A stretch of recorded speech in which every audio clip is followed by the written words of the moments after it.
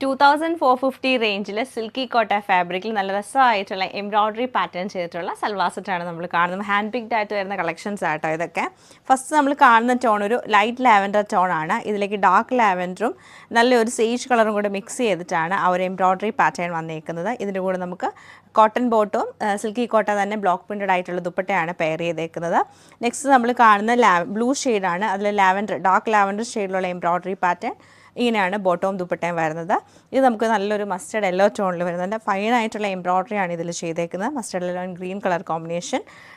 Last നമ്മൾ കാണുന്ന dark ഒരു പീച്ച് കളർ ടോണാണ്. പീച്ചും പിങ്കും കൂടെ മിക്സ് ചെയ്തിട്ട് വരുന്നത് ഓറഞ്ചിഷ് കളറാട്ടോ. പിങ്കും ഓറഞ്ചും കൂടെ മിക്സ് ചെയ്തിട്ടാണ് നമുക്ക് ദുപ്പട്ടയും ബോട്ടവും വന്നേക്കുന്നത്. അപ്പോൾ ഇത്രയും കളക്ഷൻ നമുക്ക് ഓരോന്നായിട്ട് കണ്ടു നോക്കാം. ഫസ്റ്റ് പാറ്റേൺ നമുക്ക് ഇങ്ങനെയാണ് വരുന്നത്. ടോപ്പിൽ നല്ലൊരു ഡാർക്ക് ഓറഞ്ച് കളർ വന്നിട്ട് യോക്ക് പോർഷനിലേക്ക് വരുമ്പോൾ പിങ്കും മസ്റ്റർഡ് യെല്ലോയും ഓറഞ്ചും കൂടെ മിക്സ് ചെയ്തിട്ടുള്ള എംബ്രോയ്ഡറി ആണ് കൊടുത്തേക്കുന്നത്. ഒരു ചെക്ക് പാറ്റേണിലായിട്ട് നമുക്ക് ഈ ഒരു ഫാബ്രിക് വന്നേക്കുന്നത്. നല്ല ലെങ്ത്തും വിഡ്ത്തുള്ള പാറ്റേൺ ആണ്. അതുപോലെ തന്നെ ദുപ്പട്ട വരുമ്പം സിൽക്കി കോട്ടയിൽ തന്നെ വന്നിട്ട് പിങ്ക് ടോണുള്ള ബ്ലോക്ക് പ്രിൻ്റ് ആണ് ചെയ്തിരിക്കുന്നത്. ഫുള്ളായിട്ടും ബ്ലോക്ക് പ്രിൻറ്റഡ് ആയിട്ടാണ് ദുപ്പട്ട വന്നേക്കുന്നത്.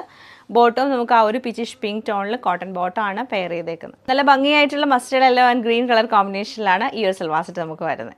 ബ്ലൂ ആൻഡ് ലാവൻഡർ കളർ കോമ്പിനേഷനിലാണ് ഈ സെറ്റ് നമുക്ക് വന്നേക്കുന്നത്.